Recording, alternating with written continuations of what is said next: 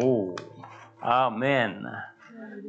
Précieux nom, le nom de Jésus. Parler du nom de Jésus, hein, c'est comme paradoxal. On a parlé de comment Jésus était doux, amour, puis on a parlé aussi de sa toute-puissance. Hein. Et la parole de Dieu dit qu'il est l'agneau.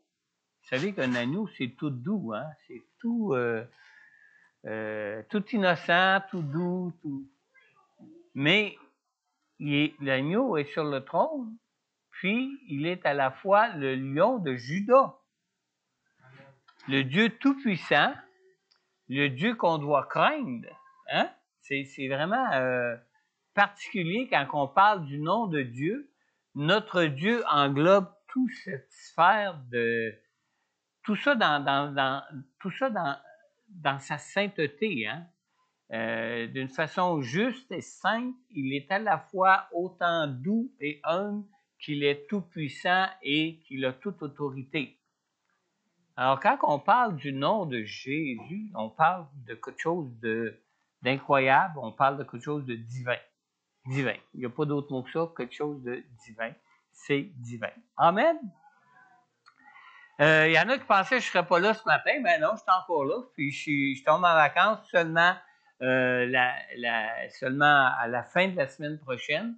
Ça se peut que vendredi, je ne sois pas au bureau, mais je vais quand même être au bureau toute cette semaine encore. Il y a plein de choses toujours à faire autres que juste préparer les cultes du dimanche, hein, même si je ne serai pas là au culte du dimanche prochain. Et pour les 2 dimanches qui vont suivre, je suis quand même là. Mardi, on va avoir quand même notre rencontre cette semaine, mardi soir, 19h30, ici à l'église, et j'y serai aussi avec mon épouse. On ne sera pas encore en vacances. Et samedi prochain, n'oubliez pas, on a la prière, on a la prière, la mobilisation dans la prière avec Chapelle La Porte et Église Centre-Vie Abondante, ici même, samedi matin, de 10h à 11h30. Et je serai encore là. Je vais tomber en vacances juste après ça. D'accord? Et alors, pasteur Benjamin va être là pour me remplacer. Myriam va être là pour remplacer Sylvie. Même Daniel va emmener la prédication sur un des 3 dimanches. Je pense que c'est le 2e dimanche de mes vacances. Alors, le Seigneur va être là. Puis on va être là avec vous en esprit. Mais on va se reposer quelque part ailleurs. Amen? Amen. Alors, juste préciser que mardi soir, cette semaine, on a quand même notre rencontre. Et samedi matin, je vais quand même être là aussi pour conduire la prière de mobilisation ici à l'église. Amen. Pour la parole de Dieu ce matin, ma dernière prédication avant mes vacances. On va tourner ensemble dans Hébreux chapitre 10. On va lire les versets 28 à 31. On parlait du précieux nom de Jésus, du doux et humble nom de Jésus, mais on va parler surtout de la toute-puissance de Dieu, du Dieu qu'il faut craindre son nom. Hébreux chapitre 10.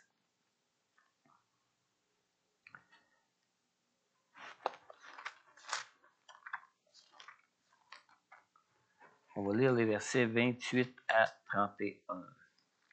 On lit ici à partir du verset 28. Celui qui a violé la loi de Moïse est mis à mort sans pitié sur la déposition de 2 ou de 3 témoins. Quelle peine bien plus sévère méritera-t-il donc, à votre avis, celui qui aura foulé aux pieds le Fils de Dieu, qui aura jugé sans valeur le sang de l'alliance, grâce auquel il a été déclaré saint et aura insulté l'Esprit de la grâce? Nous connaissons en effet celui qui a dit « C'est à moi qu'appartient la vengeance. C'est moi qui donnerai à chacun ce qu'il mérite. » Il a ajouté « Le Seigneur jugera son peuple. » Oui, c'est une chose terrible que de tomber entre les mains du Dieu vivant. Prions ensemble. Seigneur, on veut te prier ce matin, Seigneur. On veut te prier ce matin, Seigneur Dieu, à cause du Dieu de grâce que tu es, Seigneur. On veut te prier ce matin, Seigneur Dieu, à cause du Dieu tout-puissant que tu es, Seigneur. Et on te prie, Seigneur Dieu, que ton Saint-Esprit dispose nos cœurs à cet enseignement, Seigneur, à ta parole qui est la vérité, Seigneur, à la prédication de ta parole, Seigneur Dieu, qui peut disposer nos cœurs et qui peut, Seigneur Dieu Tout-Puissant, créer dans nos cœurs la crainte de ton nom, car tu es digne, Seigneur. Tu es le Dieu qui a toute autorité, Seigneur. Tu es le Dieu qui est le Dieu Tout-Puissant, Seigneur. Tu es le Dieu qui est le Dieu 3 fois saint, Seigneur. Et tu es le Dieu qui, dans ta grâce, Seigneur, Jésus, est venu afin que nous puissions être sauvés, Seigneur, et afin que nous puissions te connaître, toi, le seul vrai Dieu, le Dieu de gloire, le Dieu d'humilité, le Dieu de grâce, le Dieu de sainteté, le Dieu juste que tu es, Seigneur. Et nous te prions ce matin que ton Saint-Esprit soit sur chacun de nous, Seigneur Dieu, afin qu'on puisse saisir, Seigneur, la profondeur de ta personne pour que nous puissions te connaître encore mieux, pour que nous puissions te connaître encore plus, Seigneur, et que nous puissions te craindre, Seigneur Dieu, pour la crainte qui t'est due en tant que Dieu 3 fois saint, Seigneur. On te le demande, Père, dans le nom puissant de Jésus, que ton Saint-Esprit, ce même esprit qui a conduit Jésus dans ce monde ici-bas, que ce même esprit puisse conduire aussi nos cœurs, Seigneur. Dans le nom de Jésus, Père. Amen. Amen. J'ai intitulé mon message, vous savez qu'on va prendre la Sainte Seine, puis on l'a même ici sur l'image ce matin. On va prendre la Sainte Seine après ce message. J'ai intitulé ce message « Une valeur inimaginable ».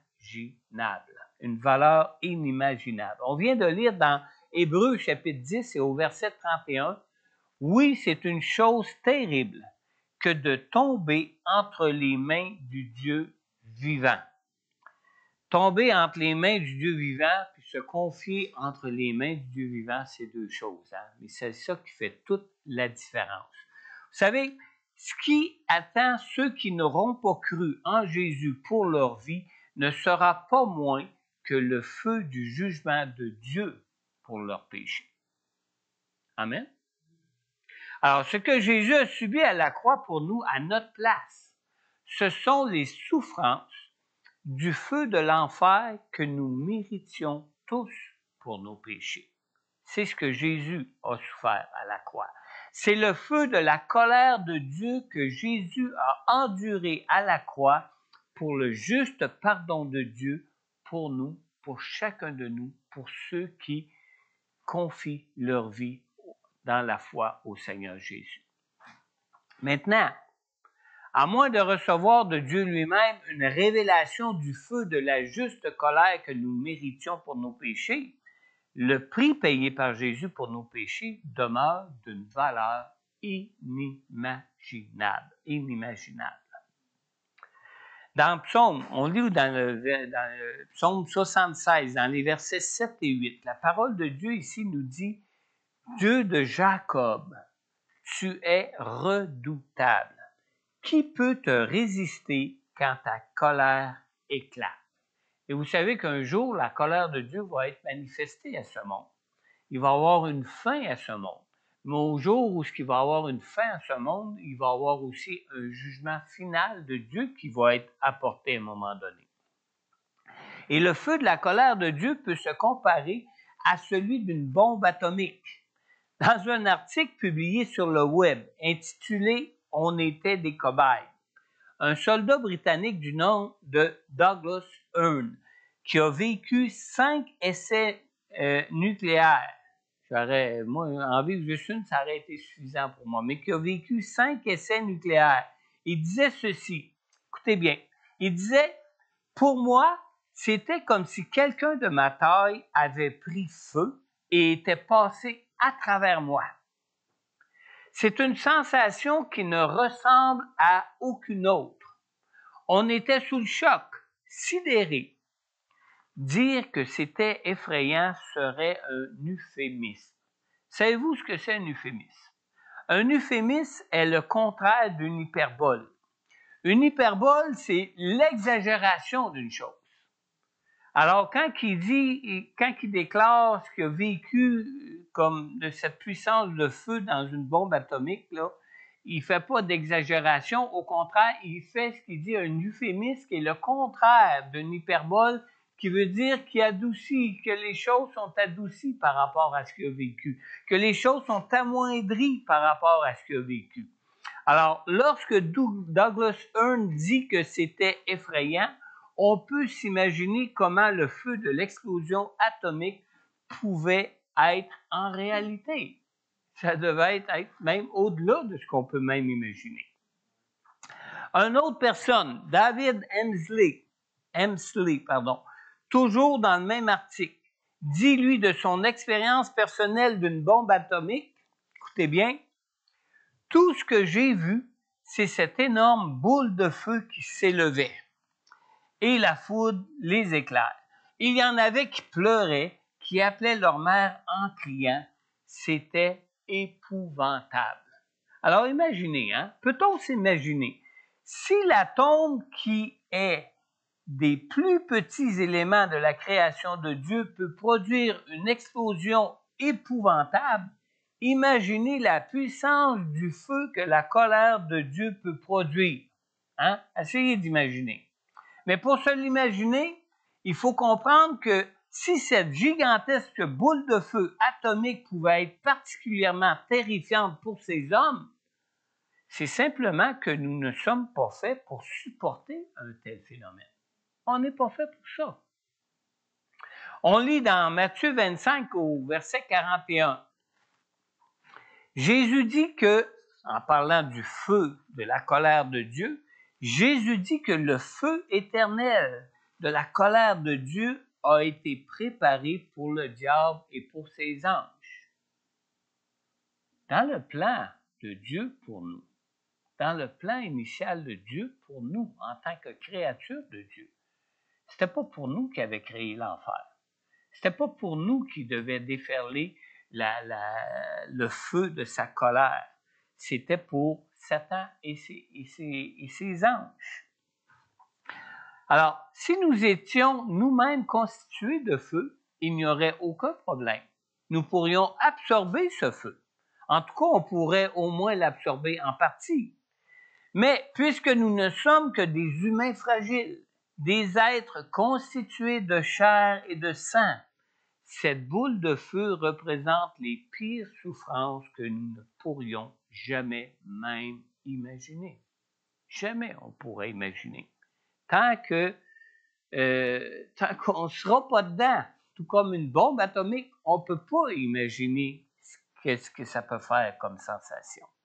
Alors, lorsque Jésus, le Fils de Dieu, lorsqu'il était avec le Père avant son incarnation, Jésus était de la même nature que Dieu. Exactement de la même nature que Dieu. Jésus aimait le Père. On peut même dire qu'il aimait parfaitement la toute puissante boule de feu de Dieu qui était son Père. Il était de la même nature que lui. Dans Proverbe 8:30, on lit, j'étais à l'œuvre à ses côtés. Je faisais tous les jours son plaisir, jouant constamment devant lui. Jésus n'avait pas peur de la boule de feu de la colère de son Père. Pourquoi que Jésus n'en avait pas peur? Bien, Jésus était tout comme son Père, égal à son Père, juste comme son Père, saint comme son Père. Il n'y avait pas de raison aucune d'avoir peur de Dieu, du Dieu de colère qui se révèle être et qui va se révéler être au jour du jugement dernier, face au péché, face à nos manquements, face à nos faiblesses. Alors Jésus aimait la présence de Dieu. La présence de Dieu faisait même sa joie, mais ensuite Jésus s'est fait homme et Jésus a revêtu une même nature que la nôtre. Oh, ça se complique un peu là. Jésus est devenu un être humain tout comme nous. Et Jésus s'est fait homme tout comme nous dans le seul but de subir le feu de la colère de Dieu pour nous à notre place. Jésus s'est fait homme afin de subir le juste jugement du feu de la colère de Dieu pour nos péchés. C'est la seule raison pour laquelle Jésus s'est incarné homme, s'est fait chair et est devenu semblable à nous, tout comme nous. De façon différente, on pourrait dire que Jésus est devenu un peu comme le bois que le feu de la colère de Dieu devait brûler. Mais pour dire les choses selon la vérité, dans les bons termes bibliques, Jésus s'est fait l'agneau qui devait être sacrifié pour apaiser le feu de la colère de Dieu, du péché. Jésus est appelé l'agneau que Dieu nous a donné afin de nous épargner à jamais le feu du juste jugement de la colère de Dieu. Comme on le lit aussi dans Jean 1, 29, qui dit, c'est Jean-Baptiste qui parle ici, le lendemain, Jean-Baptiste vit Jésus s'approcher de lui et dit, « Voici l'agneau de Dieu qui enlève le péché du monde. » Alors, la valeur de l'œuvre de la croix est une chose impossible à saisir. Mais le fait que Jésus soit comparé à un agneau nous aide beaucoup à le comprendre. Dans l'Ancienne Alliance, Jésus est l'agneau pascal que l'on retrouve dans les prescriptions de Moïse pour la purification d'Israël, son peuple. Ça a été prescrit au moment où il devait être libéré de l'Égypte, qui est l'image de ce monde, l'image de la puissance du péché dans ce monde. Et on lit dans Exode au chapitre 12, dans le verset 21 et dans le verset 23, premièrement dans le verset 21, dans Exode 12, Moïse appela tous les anciens d'Israël et leur dit, « Allez prendre une pièce de petit bétail pour vos familles et sacrifier l'agneau pascal. » Et on lit dans le verset 23, dans Exode 12, verset 23, au verset suivant, « Quand l'Éternel passera pour frapper l'Égypte, et qu'il verra le sang sur le linteau et sur les deux poteaux, il passera par-dessus la porte et ne permettra pas aux destructeurs d'entrer dans vos maisons pour frapper. » Alors, on peut voir vraiment le rôle de Jésus quand il est appelé l'agneau de Dieu ici. L'agneau de la Pâque juive est une préfiguration de Christ qui est le Messie de Dieu qui est venu pour nous sauver. C'est une préfiguration de Christ. L'agneau est l'image du sacrifice de Jésus qui nous sauve de la colère du jugement de Dieu pour nos péchés. Et cette image qui représente le sacrifice que Jésus a accompli à la croix pour nous, cette image devrait faire susciter en nous une sainte crainte de l'Éternel, une sainte crainte de Dieu pour nous dans nos vies ici-bas, maintenant. En ce qui concerne cette image, on voit premièrement que l'agneau devait vivre dans la maison. L'agneau qui devait être sacrifié devait être un peu comme, on dit en anglais, le pet, je ne sais pas, ça se traduit-tu en français? Un animal domestique, un animal de compagnie. Alors, les gens de la maisonnée, tout comme on tient à nos animaux domestiques, devaient le connaître et devaient l'aimer, et non pas seulement d'une manière superficielle. Quand on parle de le connaître, dans les termes bibliques comme tels, on ne parle pas d'une simple connaissance, selon le mot gnosis, qui est un des mots utilisés en grec dans nos Bibles, mais on parle d'une connaissance qui est le mot épignosis, qui est aussi utilisé en grec dans nos Bibles.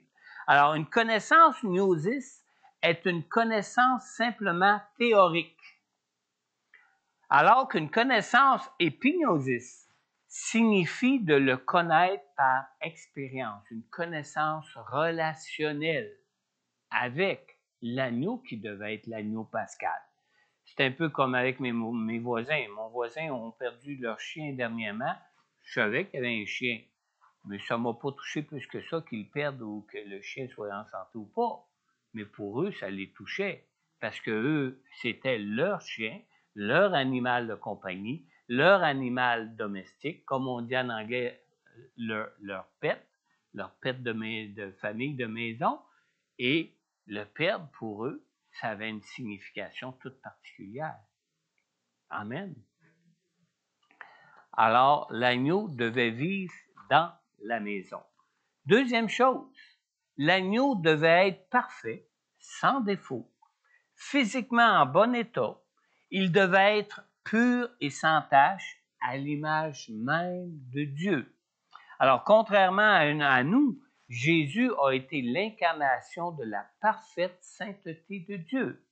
Sa personne révélait le Père dans son caractère et dans tout son tempérament.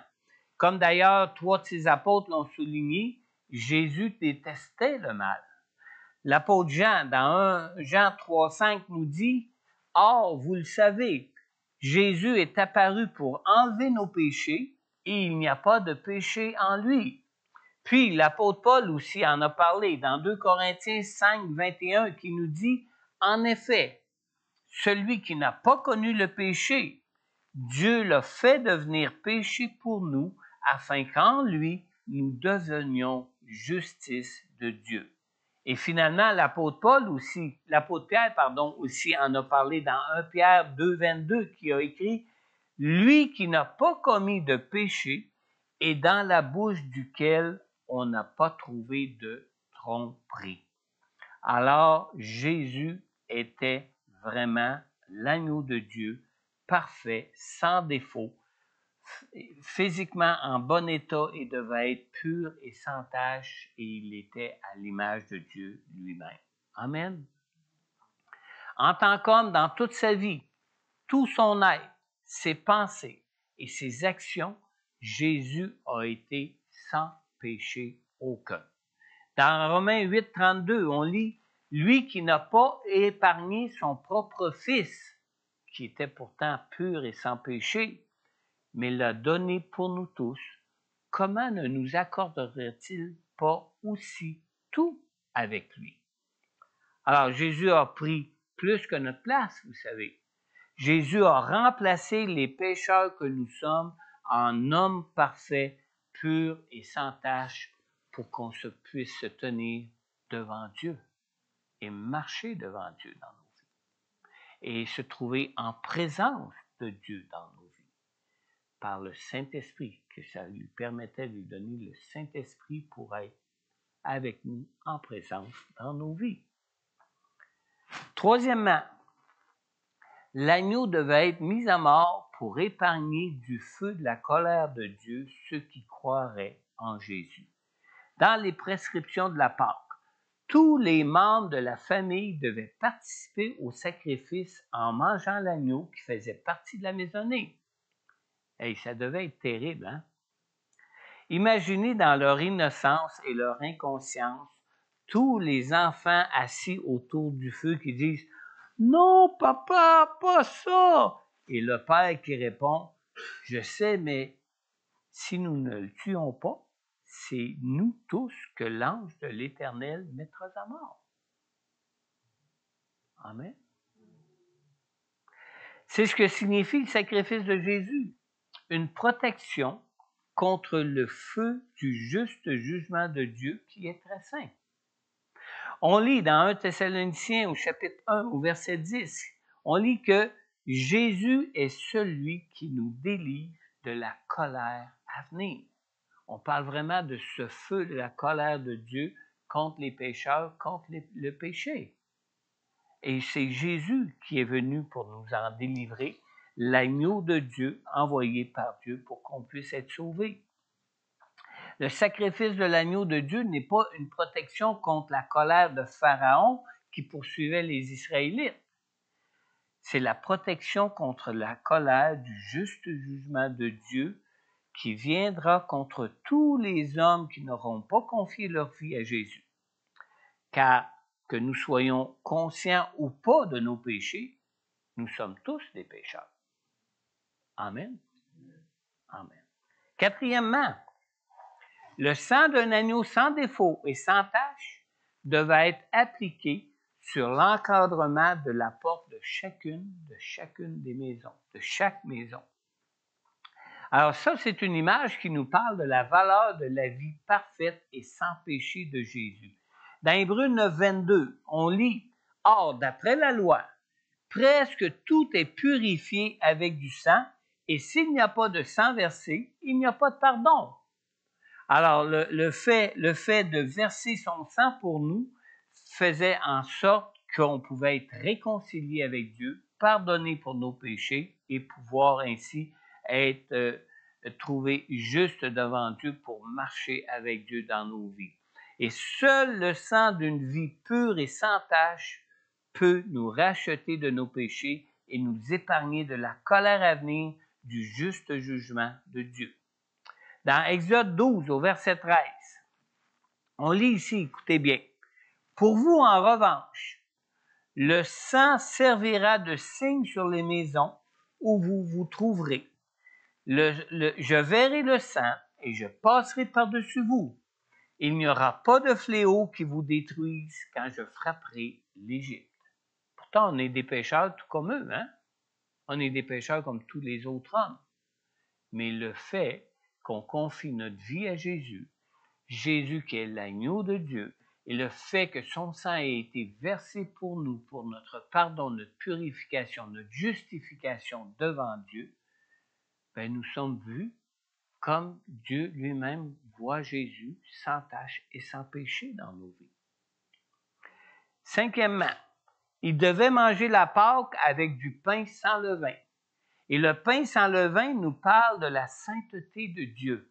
La sainteté de Dieu. Généralement, dans la Bible, le levain est une image de nos mauvais schémas de pensée, nos façons croches de penser les choses de la vie, une image de nos cœurs tortueux qui se laissent entraîner par les faiblesses de notre nature d'homme pécheur que nous sommes. Dans Matthieu, au chapitre 16, au verset 12 même, Jésus a dit ceci, c'est-à-dire on lit ceci concernant l'avertissement de Jésus qui dit « Gardez-vous du levain des pharisiens ». Ça dit ici que les disciples comprirent que ce n'était pas du levain du pain qu'il leur avait dit de se méfier, mais de l'enseignement des pharisiens et des sadducéens.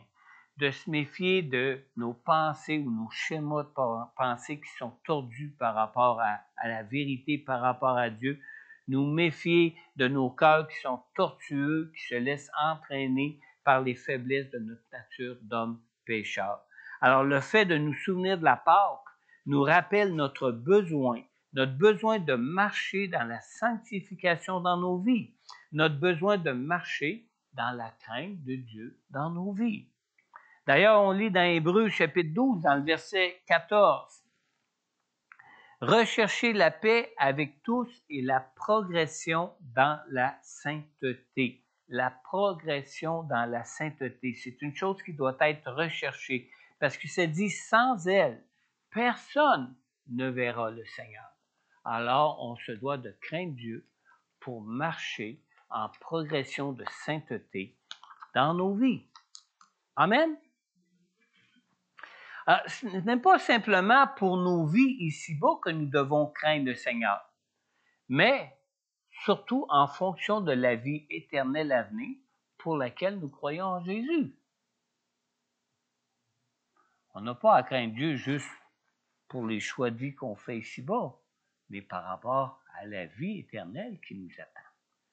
Face aux souffrances de la croix, qu'est-ce qui faisait éprouver une telle angoisse à Jésus? Comme on lit dans Luc 22, 44, on lit que, saisi d'angoisse, Jésus priait avec plus d'instance, et sa sueur devint comme des caillots de sang qui tombaient par terre. Face aux souffrances de la croix, qu'est-ce qui faisait éprouver une telle angoisse à Jésus? Vous savez, même si l'on décrit toujours les souffrances de la croix comme les pires souffrances que l'on peut physiquement éprouver dans nos corps, on a de bonnes raisons de croire que ce n'était pas ce genre de souffrance-là que Jésus craignait, ce n'était pas ce genre de souffrance-là, des souffrances physiques qu'il devait affronter qui causaient des angoisses à Jésus. Nathan, du ministère Cross-Paint, dans son livre qui s'appelle « Surpris par la crainte », Nathan affirme que Ces tourments n'étaient pas tant dus aux souffrances physiques qui l'attendaient, même si elles ont été terribles. En fait, historiquement, quand on regarde l'histoire de l'Église, historiquement, si on compare Jésus au témoignage des martyrs de l'ère chrétienne, écoutez bien, ça c'est spécial, hein? La plupart des martyrs de l'ère chrétienne sont allés sans crainte à leur supplice. Ça, c'est des témoignages qu'on a dans l'histoire de l'Église. Même que certains sont morts en chantant. Alors, peut-on croire que Jésus, lui, face à la croix, puis au supplice qu'il devait subir pour nous à notre place, peut-on croire que Jésus était animé d'angoisse au point de suer des grumeaux de sang parce qu'il avait peur de souffrir physiquement? Non, je pense pas. Je pense pas. Dans les témoignages des martyrs historiques de l'Église, plusieurs témoignages nous témoignent que les martyrs étaient animés du Saint-Esprit qui faisait en sorte qu'ils étaient comme dans la joie puis contents de souffrir même pour Christ. C'est particulier, hein? Dans Jacques 2,19, on lit que les démons aussi tremblent. Maintenant, les démons ne craignent pas de souffrir physiquement. Alors, en tout cas, du moins, je ne pense pas, parce qu'ils sont des esprits. Est-ce qu'ils pourraient craindre les souffrances physiques? Absolument pas. Pourtant, on lit bien que les démons tremblent devant Dieu. Alors, c'est pour la destinée spirituelle de leur vie qu'ils tremblent devant le Seigneur, et non pas à cause des souffrances qu'ils pourraient vivre. C'est vraiment le jugement de Dieu pour eux devant lequel ils tremblent. Amen. Alors, ce qui est biblique, c'est de craindre Dieu dans nos vies maintenant pour notre vie éternelle à venir et non pas pour des souffrances temporelles. On lit d'ailleurs dans Matthieu, chapitre 10, au verset 28, Jésus nous dit « Ne redoutez pas ceux qui tuent le corps, mais qui ne peuvent pas tuer l'âme. Redoutez plutôt celui qui peut faire périr l'âme et le corps en enfer. » C'est là la crainte que nous devrions avoir pour nos vies maintenant. Les angoisses éprouvées par Jésus face à la croix ne venaient sûrement pas d'une crainte de souffrir physiquement, mais de connaître pour la première fois depuis toute éternité le fait d'être abandonné par Dieu à cause des péchés pour lesquels il était crucifié. Ça doit être une souffrance, une angoisse terrible pour Dieu.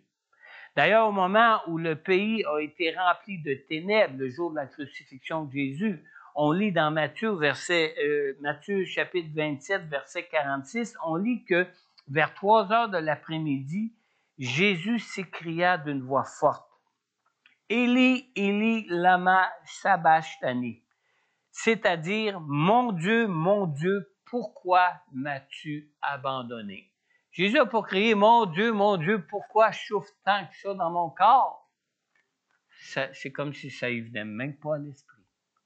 Ce qui lui venait à l'esprit et ce qui le faisait angoisser et désespérer, c'était le fait que, à cause qu'il portait nos péchés en lui, en son corps, qu'il était abandonné de Dieu. Amen. Tous ceux qui croient en Jésus pour leur pardon devraient trembler en contemplant la croix. La croix de Jésus n'est pas un passeport pour donner aux croyants la liberté de péché. Dans Romains au chapitre 6, on lit dans les versets 1 et 2, nous lisons « Que dirons-nous donc? Allons-nous persister dans le péché afin que la grâce se multiplie? Certainement pas.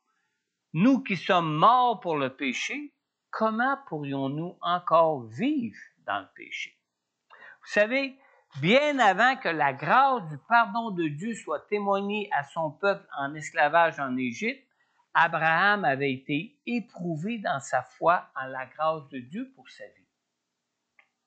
Dans Genèse, au chapitre 31, au verset 42, on lit « Si le Dieu de mon père, le Dieu d'Abraham, celui que craint Isaac, n'avait pas été en ma faveur, qui m'aurait maintenant renvoyé les mains vides? Dieu a vu ma peine et le travail de mes mains, et hier il a prononcé son jugement. » Maintenant, je ne sais pas si vous avez remarqué, mais c'est ni Abraham ni Isaac qui parle ici. C'est Jacob. C'est Jacob qui dit que si le Dieu de mon père, le Dieu d'Abraham, celui que craint Isaac. Alors, prêtez bien attention, toute votre attention ici à ce qui est dit dans ce verset ici. Jacob, le fils d'Isaac, appelle le Dieu de son père Isaac le Dieu que craint Isaac. Isaac avait une crainte de Dieu. Pourtant, Isaac, c'est celui qui a une vie bien tranquille. Hein. Par rapport à Abraham, il a eu une vie très tranquille. Par rapport à Jacob, son fils, Isaac a eu une vie aussi très tranquille. Mais Isaac craignait le Dieu et il le craignait d'une façon tellement évidente que même Jacob appelle même Jacob appelle Dieu celui que craint Isaac. Alors, il était bien au courant que son père avait une sainte crainte de Dieu. Et le mot hébreu qui est traduit en français par le mot crainte est le mot pachad. Et ce mot aussi pourrait se traduire autant par terreur, effroi ou épouvante, pas seulement par le mot crainte. Alors, est-ce que vous pouvez imaginer Isaac? Isaac, vous savez, qui a été attaché sur un autel par son père Abraham, en sachant qu'il s'apprête à le sacrifier parce qu'il croit en la grâce de Dieu pour lui. Essayez d'imaginer ça. Là. Isaac avait des raisons de craindre Dieu. Il y avait un peu comme nos amis qui ont fait l'expérience de la bombe atomique, il avait fait un peu comme presque l'expérience de subir la mort à cause de la foi de son père. Dans Genèse au chapitre 22, au verset 12, nous lisons « L'ange dit à Abraham, ne porte pas la main sur l'enfant et ne lui fais rien, car je sais maintenant que tu crains Dieu et que tu ne m'as pas refusé ton fils unique. » Alors, cette mise à l'épreuve prouve l'authenticité de la foi d'Abraham. C'est cet exemple même que la parole de Dieu nous donne pour nous montrer que la foi d'Abraham était vraiment une foi vivante, prête à sacrifier son propre fils, son seul et unique fils, croyant que dans sa grâce, Dieu était tout-puissant pour y en donner un autre, parce qu'il y avait donné en promesse. Ça prenait vraiment une foi vivante en la grâce de Dieu pour être prête à offrir sa bénédiction qui, pour lui, avait attendu des années après cette bénédiction. Je pense que c'est Daniel, dans sa dernière prédication, qui disait qu'Abraham avait attendu 25 ans avant de voir la promesse de Dieu se réaliser pour lui. Et une fois que cette promesse de Dieu s'est réalisée pour lui, Dieu lui dit, offre-moi-le en sacrifice. Mais dans sa foi, en la grâce de Dieu pour lui, Abraham, qui a une foi vivante en Dieu, est prêt à l'offrir sur l'autel. C'est quelque chose, ça. L'obéissance d'Abraham prouve qu'il occupait une position juste devant Dieu, qu'il croyait à la grâce de Dieu. On lit dans Jacques au chapitre 2, au verset 21. La parole de Dieu nous dit ici, notre ancêtre Abraham n'a-t-il pas été considéré comme juste sur la base de ses actes lorsqu'il a offert son fils Isaac sur l'autel? Wow! Est-ce qu'on a une foi vivante en Dieu pour craindre Dieu comme Abraham a obéi à la demande de Dieu?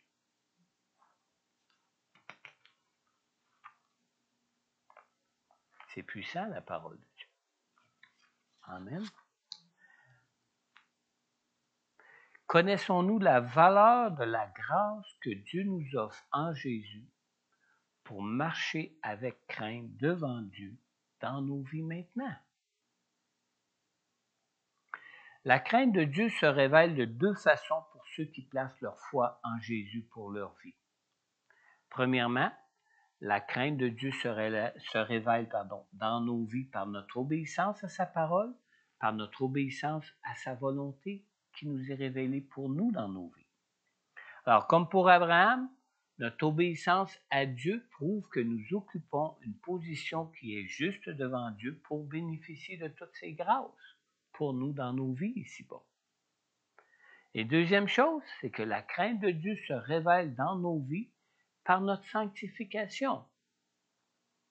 La crainte de Dieu nous conduit à haïr le mal. La crainte de Dieu nous conduit à mourir à nous-mêmes. La crainte de Dieu nous conduit à mourir au péché et à vivre pour Dieu dans nos vies. Ça, c'est une foi vivante en Christ, en Dieu, qui nous permet d'être vus justes devant Dieu parce que nous nous tenons en Christ. Alors que nous parlons de la valeur inimaginable de la grâce du pardon que Dieu nous offre en Jésus, as-tu déjà placé ta foi en Jésus pour ta vie, pour être trouvé juste, pur et sans tache devant Dieu? Nous venons de lire dans Jacques 2, 21, « Notre ancêtre Abraham n'a-t-il pas été considéré comme juste sur la base de ses actes lorsqu'il a offert son fils Isaac sur l'autel? » Jésus, tu sais, est l'agneau de Dieu.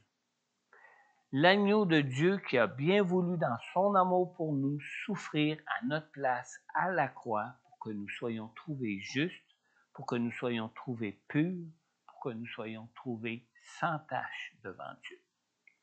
On lit dans Romains 5,8, la parole de Dieu nous dit, « Mais voici comment Dieu prouve son amour envers nous, alors que nous étions encore des pécheurs, Christ est mort pour nous. » Désires-tu ce matin placer ta foi en Jésus pour lui livrer ta vie afin de connaître la grâce d'une toute nouvelle vie pour toi?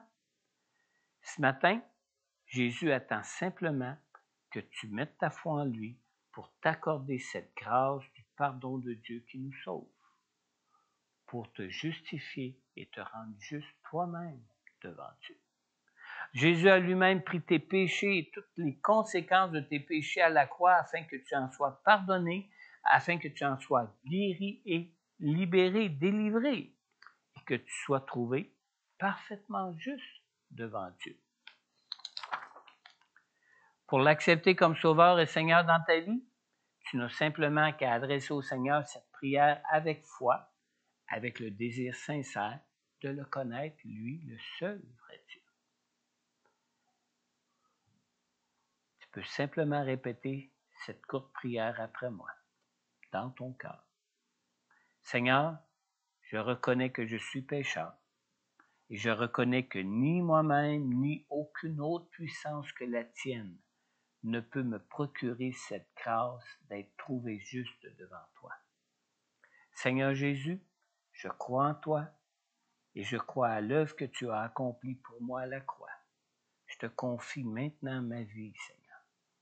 Et je te prie, Seigneur, de me purifier maintenant de tous mes péchés et de me conduire dans une toute nouvelle vie en toi par ton Saint-Esprit. Merci, Père éternel, d'avoir envoyé Jésus mourir à la croix à ma place. Merci, Père, pour la grâce de ton pardon. Et merci, Père, de m'accorder la présence de ton Saint-Esprit dans ma vie. Amen. Alors, si présentement tu écoutes ce message en ligne et que tu as adressé cette prière à Dieu pour accepter Jésus comme Sauveur et Seigneur pour la toute première fois de ta vie, n'hésite pas à prendre contact avec moi. En retour, je pourrai prier pour toi personnellement, je pourrai répondre à toutes tes questions sur Jésus, toutes tes questions sur la nouvelle vie que Dieu veut pour toi par le Saint-Esprit qui est maintenant en toi. Mais aussi, si peut-être tu es de ceux ou de celles qui avaient déjà fait cette prière au Seigneur auparavant dans votre vie, mais que ce matin, tu réalises ton besoin de marcher dans la crainte de Dieu pour ta vie. Je t'invite donc ce matin, simplement, à confesser au Seigneur ton besoin de mourir à toi-même afin de vivre plus pleinement pour Dieu et de marcher en obéissance à lui dans ta vie. Si tu écoutes ce message en ligne, je t'invite aussi à prendre contact avec moi afin que je puisse prier avec toi et que je puisse aussi t'accompagner dans cet appel de Dieu pour ta vie, de marcher avec crainte dans la foi devant lui. Amen. Est-ce qu'on peut aller chercher Sylvie? On va prendre maintenant la Sainte Seine, puis par la suite, on pourra vous inviter à vous avancer pour les prières pour ceux qui aimeraient que je puisse prier pour eux ce matin. On va d'abord prendre ensemble la Sainte Seine. On a maintenant, je crois, une meilleure idée de la profondeur de ce que signifie la Sainte Seine. Quand on se rappelle la mort de Jésus, mort à la croix pour nous, la profondeur du message de la croix et l'œuvre que Jésus a accomplie à la croix pour chacun d'eux. Amen. Je vais vous inviter à tourner avec moi dans 1 Corinthiens chapitre 11.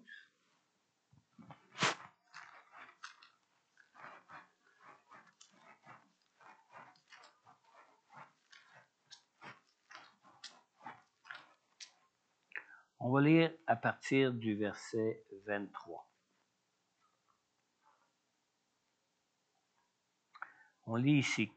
« J'ai reçu du Seigneur ce que je vous ai transmis. Le Seigneur Jésus, la nuit où il a été arrêté, a pris du pain. Après avoir remercié Dieu, il l'a rompu et a dit, « Prenez, mangez. Ceci est mon corps qui est rompu pour vous. Faites ceci en souvenir de moi. » De même, après le repas, il a pris la coupe et a dit, « Cette coupe est la nouvelle alliance en mon sang. Faites ceci en souvenir de moi toutes les fois que vous en boirez. En effet, toutes les fois que vous mangez ce pain et que vous buvez cette coupe, vous annoncez la mort du Seigneur jusqu'à ce qu'il vienne. C'est pourquoi celui qui mange ce pain ou boit la coupe du Seigneur indignement sera coupable envers le corps et le sang du Seigneur. Que chacun donc s'examine lui-même, et qu'ainsi il mange du pain et boive de la coupe. Car celui qui mange et boit indignement sans discerner le corps du Seigneur, mange et boit un jugement contre lui-même. C'est pour cela qu'il y a parmi vous beaucoup d'infirmes et de malades, et que plusieurs sont morts. Si nous nous examinions nous-mêmes, nous ne serions pas jugés.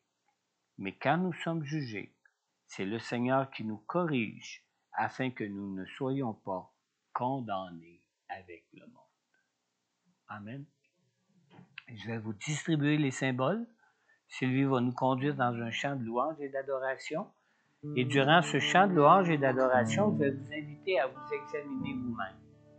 Et en rapport avec le message que Dieu m'a donné pour ce matin, examinez votre foi en Jésus.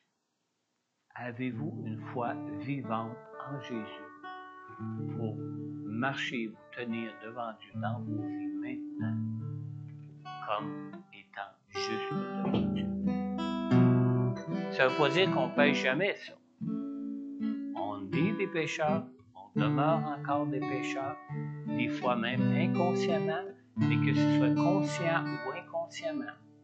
La parole de Dieu nous dit que le Seigneur est juste et bon, que si on lui confesse nos péchés, il est juste pour nous les pardonner et pour nous purifier de tout péché. Amen. Alors, en vous examinant, en examinant votre foi, à savoir si vous avez une foi vivante dans vos vies maintenant devant Dieu, sur quoi que ce soit qui vous vient comme une conviction de péché à votre esprit, c'est le Saint-Esprit qui vous parle. Confessez-le à Dieu et il est fidèle et juste pour vous le pardonner et vous purifier de tout péché. Et vous vous retrouverez juste encore devant Dieu en Jésus-Christ. Amen.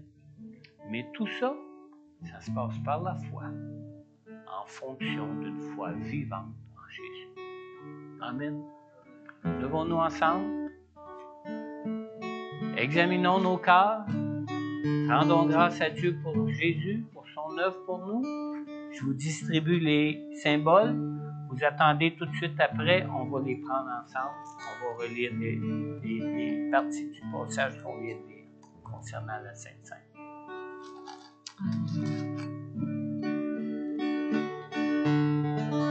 Quel sauveur merveilleux je possède. Il s'est sacrifié pour moi et sa vie innocente il cède pour mourir sur l'infâme bois. Attaché à la croix pour moi, attaché à la croix pour moi. Il a pris mon péché, il m'a délivré. Attaché à la croix pour moi.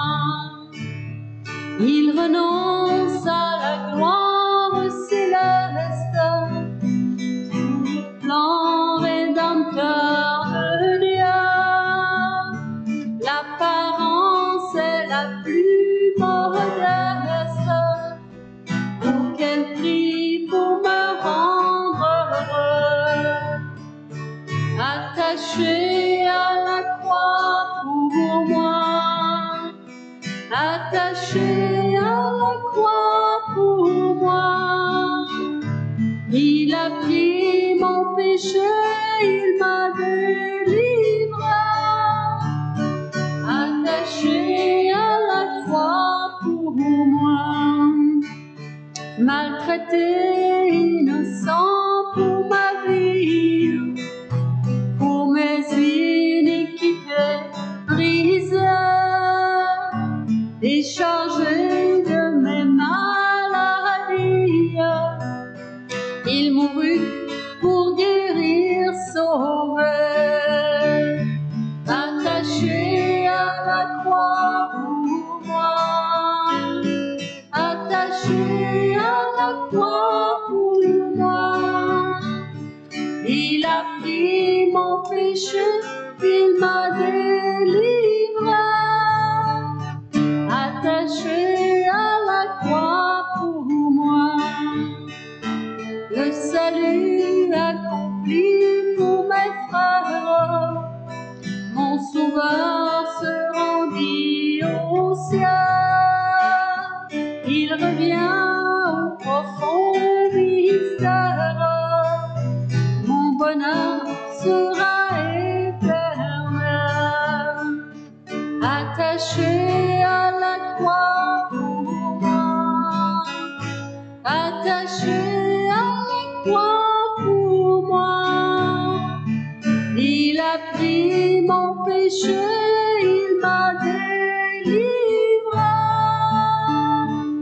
Attaché à la croix pour moi.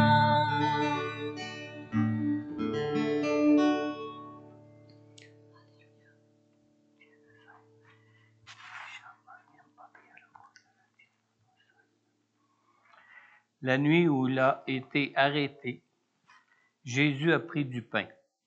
Après avoir remercié Dieu, il l'a rompu et a dit, « Prenez, mangez, ceci est mon corps qui est rompu pour vous. Faites ceci en mémoire de moi. » De même, après le repas, il a pris la coupe et a dit, « Cette coupe est la nouvelle alliance en mon sang. Faites ceci en souvenir de moi toutes les fois que vous en boirez.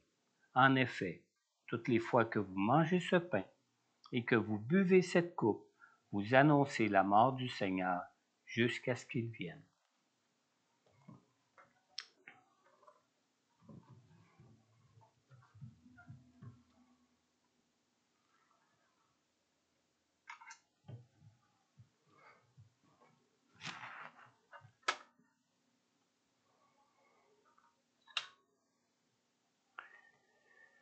J'aimerais inviter quelqu'un d'entre nous à venir au micro, pour ceux qui sont en ligne, pour adresser une prière de reconnaissance à Dieu pour Jésus, son Fils qui nous a été donné, et pour son sacrifice accompli à la croix, qui nous justifie et nous purifie pour nous rendre justes devant Dieu. Est-ce que quelqu'un voudrait venir au micro? Viens, Marie-Claire. Tu peux lui prêter ton micro aussi.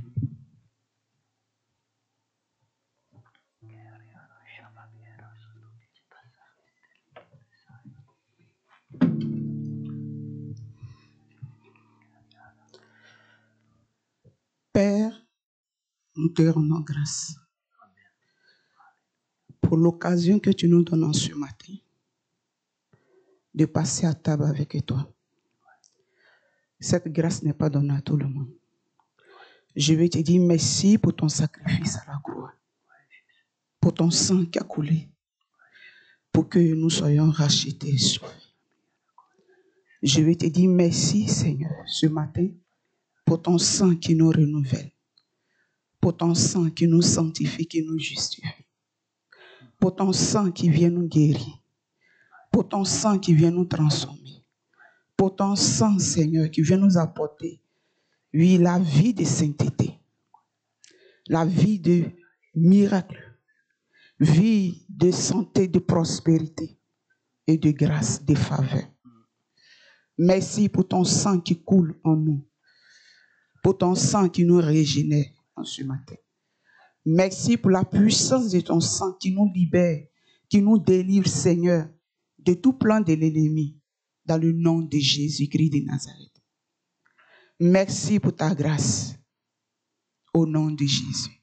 Amen. Amen. Amen. Mangeons le pain ensemble, le pain qui représente l'œuvre de Jésus à la croix, où il a pris toutes les conséquences de nos péchés à la croix, pour que nous en soyons libérés, délivrés, pardonnés, guéris. Mangeons.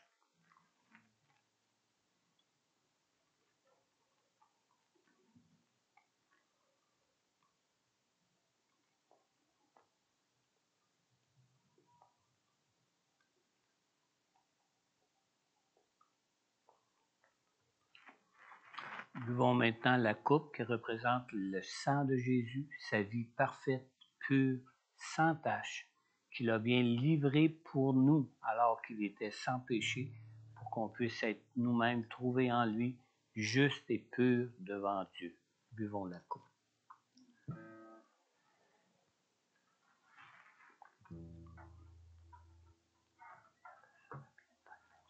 Amen. Amen. Sylvie va nous conduire dans un autre chant de louange, d'adoration. S'il y en a qui aimeraient s'avancer pour des prières pour quelque raison que ce soit, gênez-vous pas de vous avancer. Si vous avez été touché d'une manière ou d'une autre par quelques points du message, si vous avez peut-être fait pour la première fois une prière de repentance pour mettre votre foi en Jésus, lui confier votre vie, avancez-vous, j'aimerais prier pour vous. Ou pour toute autre raison, n'hésitez pas à vous avancer. C'est dans la présence de Dieu que nous nous tenons et c'est en lui qu'on veut lui confier nos vies et continuer à lui confier nos vies ce matin. Amen. Amen. Tu étais là dès la création, Fils unique du Dieu très haut.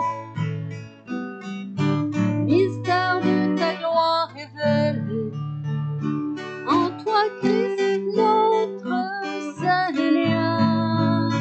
Où ce nom est si merveilleux, où ce nom est si merveilleux, le nom de Jésus-Christ, mon roi.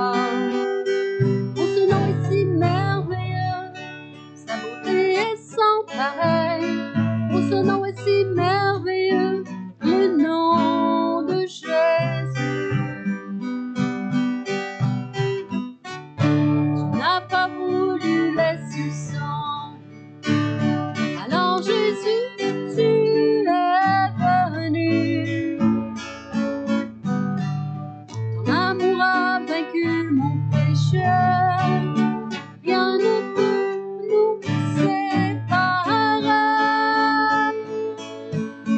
Oh, ce nom est si glorieux, oh, ce nom est si glorieux, le nom de Jésus-Christ, mon roi. Oh, ce nom est si glorieux, sa beauté est sans pareil. Oh, ce nom est si glorieux, le nom de Jésus. La terre a tremblé, voile s'est déchiré, désarmant la mort et le péché. Les cieux chantent ta gloire, l'écoute ta victoire. Tu es le roi ressuscité. Tu es sans rival, tu es sans égal. Tu triomphes à tout jamais. À toi soit le roi, à toi soit la gloire. Son nom surpasse tout autre nom. Oh, ce nom est victorieux, oh, ce nom est victorieux, le nom de Jésus-Christ, mon roi. Oh, ce nom est victorieux, sa puissance est sans pareil. Oh, ce nom est victorieux, le nom de Jésus. La terre a tremblé, voile s'est déchiré, désarmant la mort et le péché. Les cieux chantent ta gloire, l'écoute ta victoire. Tu es le roi ressuscité. Tu es sans rival, tu es sans égal. Tu triomphes à tout jamais. À toi soit le règne, à toi soit la gloire. Son nom surpasse tout autre nom. Oh, ce nom est victorieux, oh, ce nom est victorieux, le nom de Jésus-Christ, mon roi. Oh, ce nom est victorieux, sa puissance est sans pareil. Oh, ce nom est victorieux, le nom de Jésus. Oh, ce nom est victorieux, oh, ce nom est victorieux, le nom de Jésus-Christ,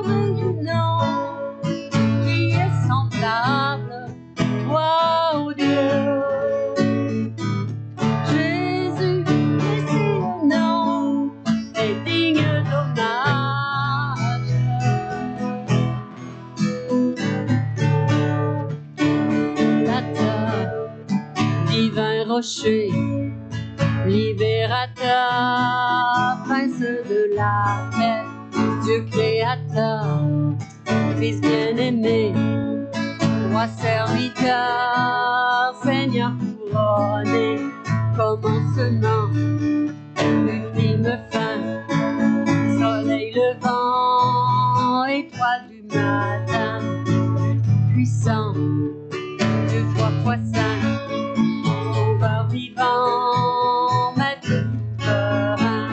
Oh, oh, oh,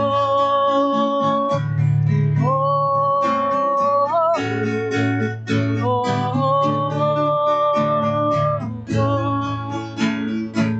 oh,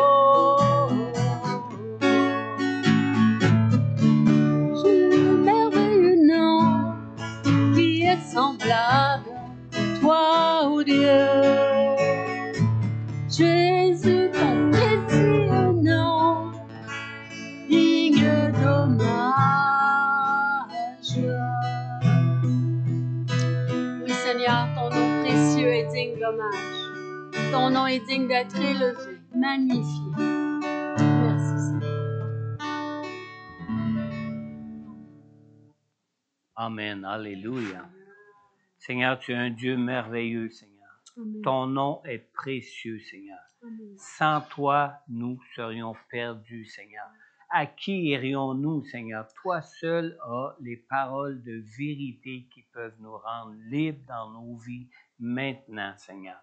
Seigneur Jésus, on te remercie pour la grâce, cette grâce que tu as accomplie pour nous à la croix afin qu'on puisse être trouvés justes devant Dieu, afin qu'on puisse marcher avec toi dans nos vies, afin qu'on puisse connaître la présence de Dieu par ton Saint-Esprit dans nos vies et être conduit par toi, Seigneur.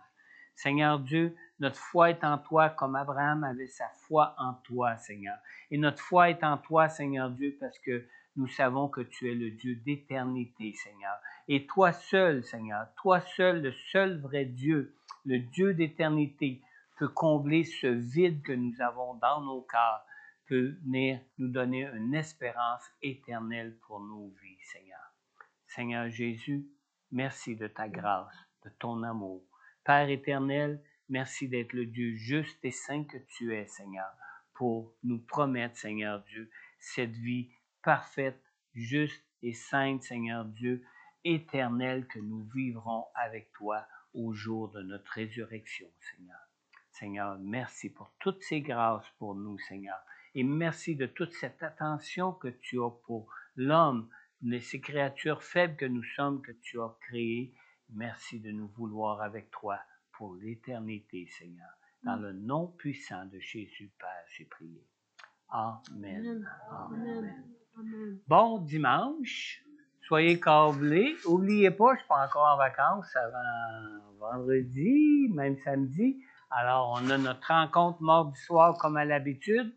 Et puis, on a le samedi de mobilisation de prière, samedi prochain de 10h à 11h30. Soyez-y en fonction de votre disponibilité. Dieu vous bénisse. Amen. Passez une belle semaine et Amen. que la présence de Dieu avec vous vous comble en toutes choses. Amen. Soyez attentifs, il veut vous diriger. Amen.